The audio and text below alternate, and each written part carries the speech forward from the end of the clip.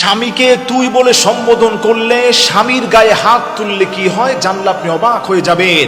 আমার প্রিয় ভাইরা, প্রিয় মা বোনেরা, আশ্চর্যান্বিত হয়ে যাবেন।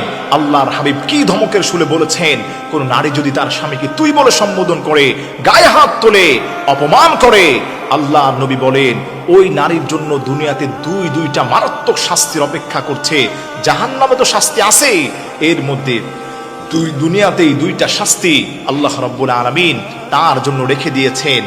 এক নম্বর শাস্তি হচ্ছে যে নারীরা তার স্বামীকে দাম দেয় না, স্বামীকে অপমান করে, তুই তুকারি বলে সম্বোধন করে, গায়ে হাত তুলতে যায়, কোনো সম্মান করে না। আল্লাহর হাবিব বলেন দুনিয়াতে ওই নারীটার এত মারাত্মক রোগ হবে, আল্লাহ রাব্বুল আলামিন দুনিয়াতেই তাকে শাস্তি দিয়ে দিবেন, যেই রোগের কোনো অ্যান্সার সে পাবে না। ধুকে ধুকে কষ্ট করতে করতে সে দুনিয়া থেকে বিদায় নেবে। দুই নম্বর তার যে শাস্তি হবে, এই নারী কোথাও গিয়ে সে শান্তি পাবে না, কোথাও গিয়ে সে সম্মান পাবে না। আল্লাহ পাকের গজব অনবরত ওই নারীর উপর নাজিল হতে থাকবে। প্রিয় মা বোনেরা, আপনাকে আমি বলছি, আপনি একটু মাথার আপনার কমন সেন্স দিয়ে চিন্তা করবেন।